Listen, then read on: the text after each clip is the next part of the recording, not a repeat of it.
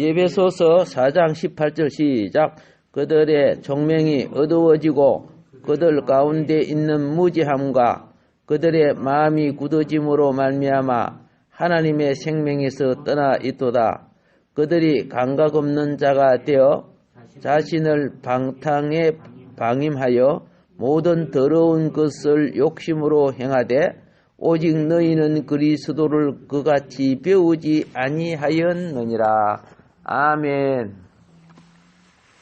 여기 18절에 그들의 총명이 어두워지고 그들 가운데 있는 무엇?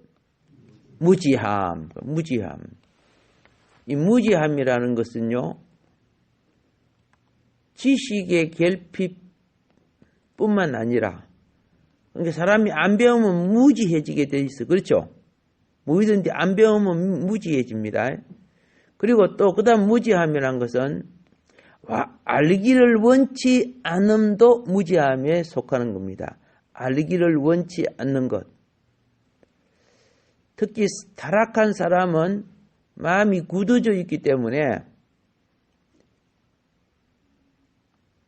타락한 사람의 속성은요, 육에 속한 자는 영에 속한 것을 자동으로 싫어해요. 자동으로. 왜? 육이라는 것은 원래는 성경은 육과 몸이 우리가 볼 때도 똑같지만은 차이가 있어요.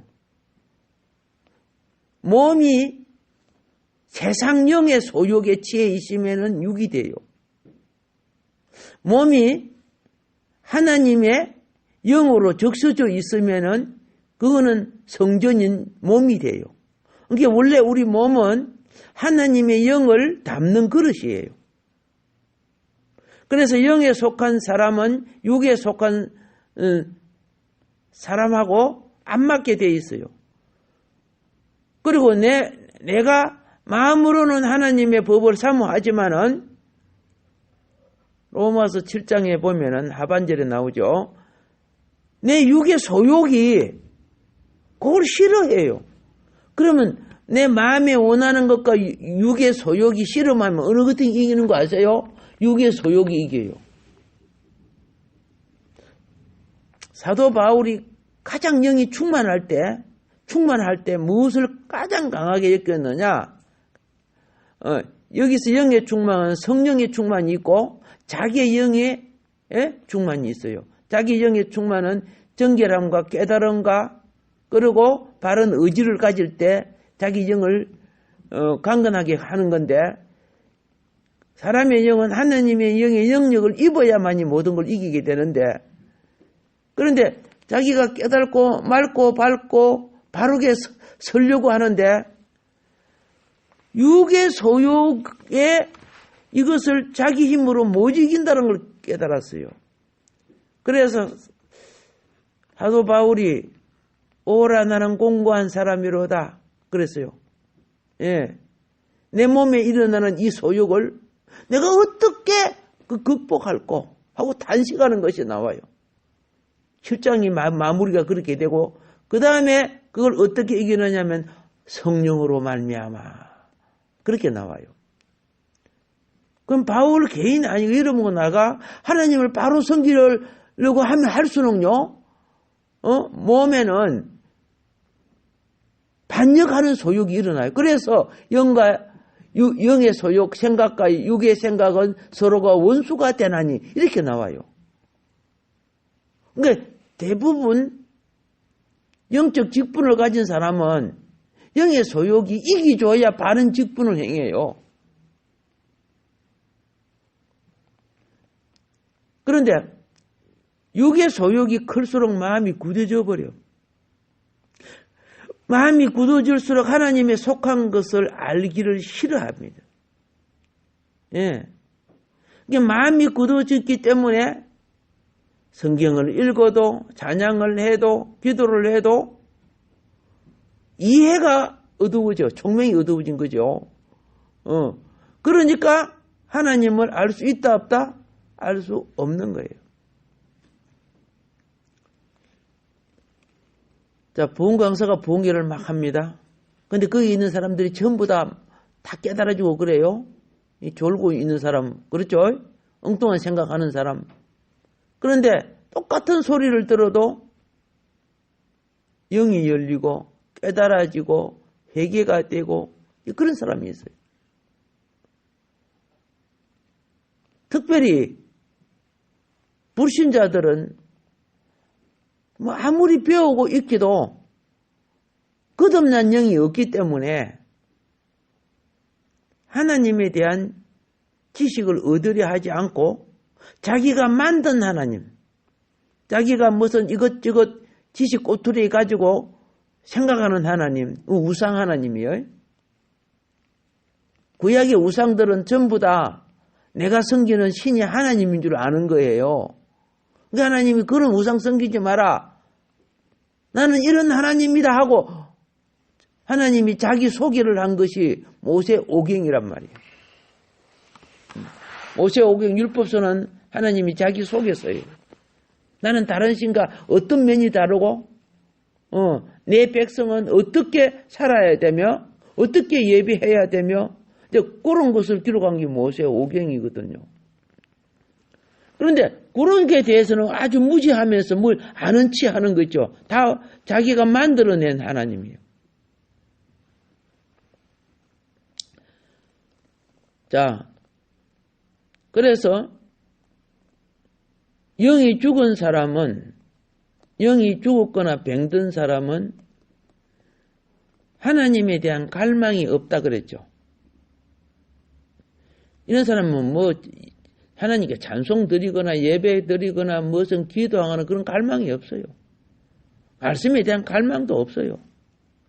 그런데 그런 갈망을 조금이라도 가지고 있는 사람이 있다면은 그 사람은 하나님의 긍휼을 유지하는 사람이에요.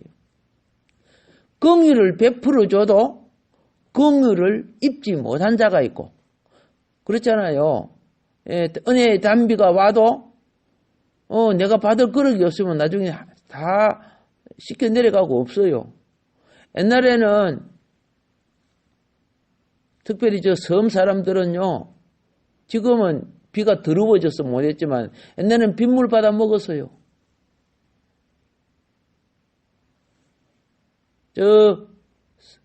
제가 사이판에 가니까 교회가요,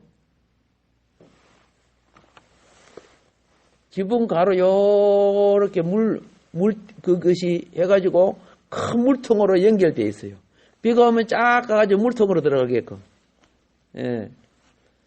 그게 물은 석회질이 돼서 묵을 수가 없어요. 그래서 큰 배가 물을 싣고 들어와요. 그 시내 사람들은 그 물을 내려갖고 그냥 수도처럼 받아 먹는 거죠. 파이프 라인이 사이판이 그리 돼 있더라고. 근데 교회는 물값이 비싸잖아요. 중동에 가면요, 물 한 통이 그들이 파는 기름보다 훨씬 비싸요. 그런데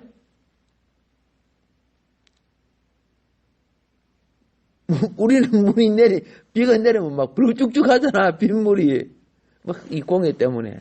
근데 물이 깔끔해요. 옛날에도 우리는 빗물 먹고 살았잖아. 눈도 먹고 그랬는데, 그죠? 이제 얼마나, 이 대기가 더러워졌으면. 자, 우리가 조금이라도, 그렇죠? 하나님에 대한 갈망이 있으면 그는 긍휼을 소멸하지 않은 사람이에요. 하나님이 나에게 베푸신 긍휼을, 예. 조금이라도 하나님의 생명과 영적인 것을 알려고 하는 갈망이 있다면 그 사람은 영혼은 축복된 거예요. 축복된 거예요. 우리가 구원받기 전에는 이런 갈망이 없었어요. 하나님에 대하여 어떤 것을 알려고 하는, 그죠? 아예 마음 자체가 없었어요. 하나님의 자녀는, 진정 하나님의 자녀라는 것은 예수님이 그랬어요. 그 행위를 봐서. 계속되는 행위는 그 심령이 그걸 원하기 때문에, 그걸 또 갈망하기 때문에 계속되는 행위가 나와요. 억지로 하는 걸 몇 번 하다가 지우는 거고. 자, 예수님이 이렇게 했어요. 우리에게 천국의 여러 8가지 방향의 천국의 루트를 말할 때, 그렇죠? 그 중에 하나가 있습니다. 의에 줄이고 목마른 사람은 복이 있나니, 이런 게 나오죠. 우리가 살다가 보면 이 땅에 의가 있던가요? 의가 없어, 사실은요.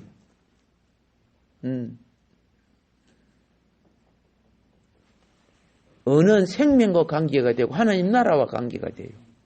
이 땅의 의는 예를 들어 세상 법이 없다면은, 그죠? 온갖 거짓말 다 했을 거예요. 그죠? 안 그래도 우리는 그저 거짓말을 먹고 살 정도로 99가지 바른 말 하다 하나 거짓말해도 전체 거짓말에 속한 거예요. 그러니까 우리는 그런 부정한 가운데 살아가고 있어요. 그런데 의를 줄이고 목만, 의를 추구할 마음이 있다는 것은 하나님이 영이 있다는 증거예요. 하나님에 대하여 목마른 자가 의를 추구하는 거야. 왜? 하나님의 보좌는 의요, 하나님의 행함은 공이라고 그랬어요. 하나님의 보좌는 뭐예요? 의라는 거죠. 불의가 들어올 수 없는 것이죠. 하나님의 행함은 뭐예요? 공이에요.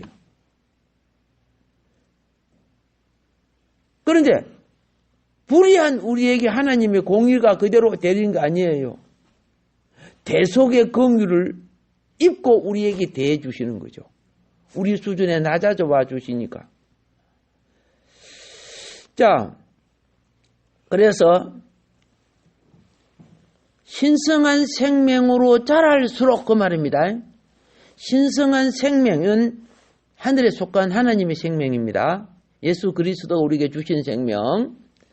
그러니까 신성한 생명을 알면 알수록, 자라면 자랄수록 영적인 굶주림과 갈증이 더하게 된다 그랬습니다. 영적인 굶주림과 갈증이 더하게 된다. 어린 아이는 빨리 성숙하게 자라려고 하루 3끼보다 더 많이 먹지. 예. 젖 먹는 것이 때가 없이 막, 그죠? 눈만 뜨면 먹고 그러죠. 오케이. 그런 건강하게 자라는 거야. 우리 신앙생활 할 때 처음 은혜 받으면요, 막 예배 드리고 싶고 기도하고 싶죠. 그때 바로 커야 되는데, 구역장이나 옆에 있는 사람이, 야, 그래, 안 해도 돼. 이런 식으로 해서 영적 자람을 정지시켜버려요. 그래서 그때 이미 쫑쳐버려. 그런 식으로 해서 수십 년 신앙생활을 하니까, 영적 자람이 부족하니까, 신앙생활의 연도는 길지만은, 그죠? 영혼은 애야. 감정도 못 이기고, 그죠? 자기 욕망도 못 이기고, 몸의 정력도 못 이겨요. 그때 자랄 때 빨리 자라게 해서, 그죠? 사람이 어느 정도 자라야 자기가 걸어 다닐 수 있고, 소대변도 가를 수 있고, 그렇게 되는 건데, 많은 경우가 그래요. 자, 주님을 추구하고 생명과 하나님에 속한 것을 알고자 하는 것은 커다란 행복입니다. 그건 정말 커다란 행복입니다. 이렇게 생각하세요. 사람이 나이가 들면은 하나님이 신부단장을 시켜요. 신부단장을 시킬 때요, 되도록이면 다른 일은 못하게 해요. 다시 영적으로는 아이처럼 세상 인생살이 바빠서 못했던 거 있죠. 이제 주님과의 시간적 관계를 많이 허락해 주셔요. 알겠죠? 그러니까 할머니, 할아버지가 되고 난 뒤, 그죠? 심심하다고 텔레비전 보고 노래를 부르고 그러면요, 기회를 놓쳐요. 이제 아무리 안 되겠다 병원에 누워라 그래가지고 병원에 누워가고 또 그런데 또 주를 안 불러. 자, 어쨌든 하나님은 우리 인생의 마지막에 주님과의 관계를 온전히 회복하기를 원한다는 걸 꼭 아셔야 됩니다. 우리가요, 예배 드리는 것을 기뻐할 줄 아는 사람이라면, 즐거워할 수 있는 사람이라면, 예? 기뻐하고 즐거워한다는 건 뭔지 아세요? 내적인 영이 자라가거나 샘솟거나 영이 움직이고 있다는 뜻이야. 영이 움직이면요, 외적 상황을 이겨줘요. 예. 그래서 여러분이 봉사를 하거나 간증을 하거나 구역 예배를 드리거나 그죠? 무엇을 할 때 내적인 기쁨을 갖게 되면은 나는 다른 사람보다 더 땀 흘리고 더 수고해도 이 사람은 일을 하며 기뻐요. 같이 있는 사람도 그 사람으로 말미암아 기쁨을 얻어요. 이게 뭐예요? 이런 사람이 주의 기쁨과 동행하는 사람이에요. 근데 똑같은 봉사를 하는데 얼굴이 굳어져갖고 그저 확 해가지고 김지사는 오늘 일이 안 나왔네. 아따 참네. 그렇죠? 저 박지사는 맨날 나올 때마다 지각하네. 이렇게 하고 막 푸성푸성 이렇게 하고 있으면 영이 안 열린 사람이요. 성령은요, 의와 희락과 화평이지 기뻐하는 영이에요. 기뻐하고 감사가 나온단 말이야. 근데 세상에 무슨 일하는 것처럼 막 굳어져 갖고 막 자기가 뭘 하는 것처럼, 여러분 봉사는 동행하는 겁니다. 주님은 섬기는 영이기 때문에 이 영이 충만하면 섬기고 싶어요. 영이 충만하면 예배 드리고 싶고요. 영이 충만하면 전도하고 싶고 그렇죠? 그거는 하나님의 영이 나와 동행하는 거야. 동행함이 성공한 사람이 휴거가 돼요. 무엇이 성공한 사람이? 예, 휴거할 때요, 성령이 나를 휴거시키지. 내가 지금 양쪽에 날개 끼때 그저 선풍기 거꾸로 달고 올라가고 그렇게 되는 거 아니야. 선풍기 2개 달아봤자 올라가지나.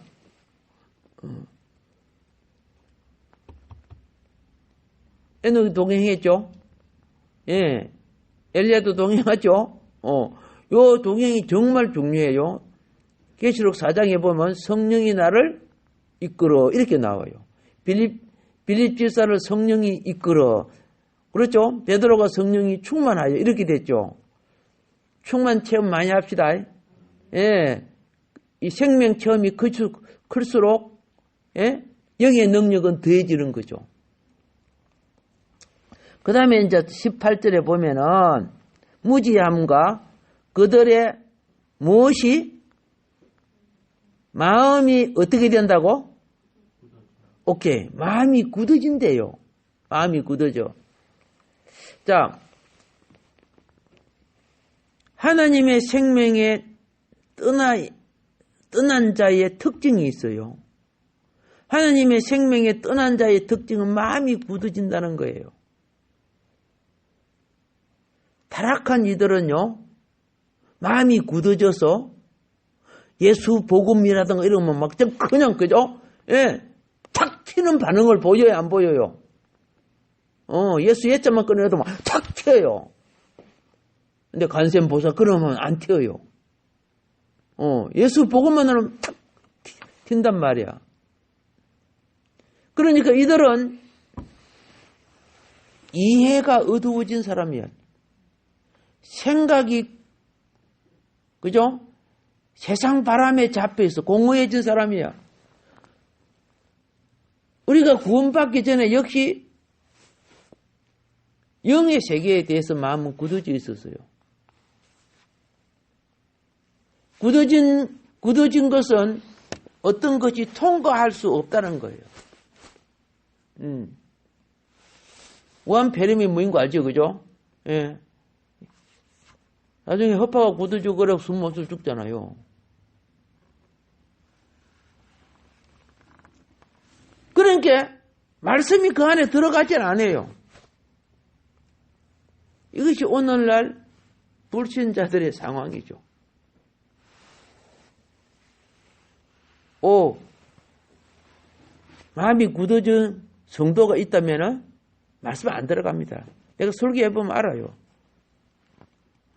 말씀 들어가는가 안 들어가는가 그냥 알아요. 그 인격 때문에 말을 안 해서 그렇지. 그래서 말씀 안 들어가는 굳어진 사람은 자기가 뭘 안다는 것처럼, 그죠? 자기 교만에 싹 잡혀 있어요. 그런 것좀 세상 학문을 말씀보다 더 귀하게 여기고 자기 기능이나 재주를 말씀보다 더 낮게 여기는 사람들, 다 굳어진 사람들이에요. 참명으로 보면 불쌍한 사람인데 겉으로 보면 자기는 대단한 사람으로 착각한다고. 그리고 그 다음에 여기 보면은 19절에 그들이 무엇이 없는 감각 없는 자가 되어 이렇게 돼요. 바울은 타락한 사람의 상태, 그리고 영적으로 육에 속한 사람, 감각이 없대요. 감각이란 뭔지 아세요? 양심의 의식을 말하는 거예요. 감각 없는 자들은 찬양하고 예배하고 그래 시간 딱 지우고 나면 내가 하나님께 예배 드렸다고 생각해요. 근데 양심의 의식이 있는 사람은요, 오늘 한 시간 예배를 내가 참 잘못 드렸구나. 헛된 짓 했구나. 감각이 있는 사람은 그걸 안단 말이요.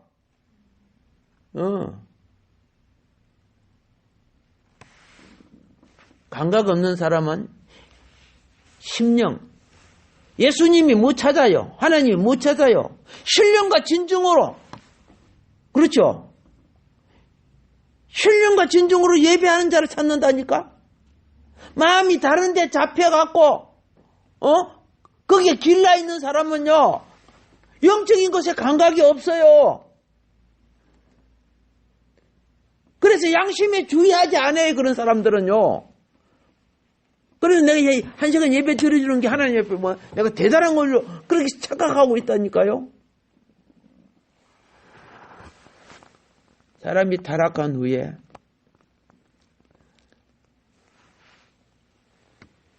하나님은 사람으로 하여금 양심의 규율 아래에 있어야 할 것을 명하였어요. 예. 그런데 많은 사람들이 양심을 화인 맞게 만들어버려요. 성경에 양심 화인 맞는 거 나오죠? 양심에 주목하기보다는 세상의 어떤 것, 세상에 누릴 것을 생각해요. 타락한 사람은요, 정욕에, 자기 쾌락에, 세상 안일, 그죠? 세상에 자기를 방임시키는 그런 것에 마음이 가 있어요. 이거요, 예수를 믿어도 신앙 양심 주의하지 않으면요, 오늘 여기 성경에 지적하는 것과 똑같다니까? 이 짓을 중간에 회개가 없이 계속해야 한다면 하나님의 생명이 떠나 있는 사람하고 똑같은 거예요. 불신자와 똑같단 말이에요. 불신자들도 외적인 종교 행위 불교를 하든 유교를 하든 자기 나름대로 산다고 하지만 하나님과의 관계의 기능, 이걸 갖다가 수직적 양심이라고 해요. 무슨 양심? 예. 그리고 인간관계를 수평적 양심이라고 해요. 안 믿는 사람들도 수평적 양심은 있잖아. 남의 돈 때문에 마음에 걸리고 그렇죠? 근데 하나님 관계의 수직적 양심은 전혀 없어요. 구원은 수직적 양심에서 회복되는 거예요. 그래서 양심 기능이 마비되어 있어요. 그래서 영적 감각, 하나님과 관계 속에 영적 감각이 없어요. 이게 오늘날 큰 슬픔입니다. 오늘은 여기까지 하는데, 예, 오늘 요런 부분이 다시 살아나는 것, 영적 부활이라고 하는 겁니다. 아멘. 예, 하나님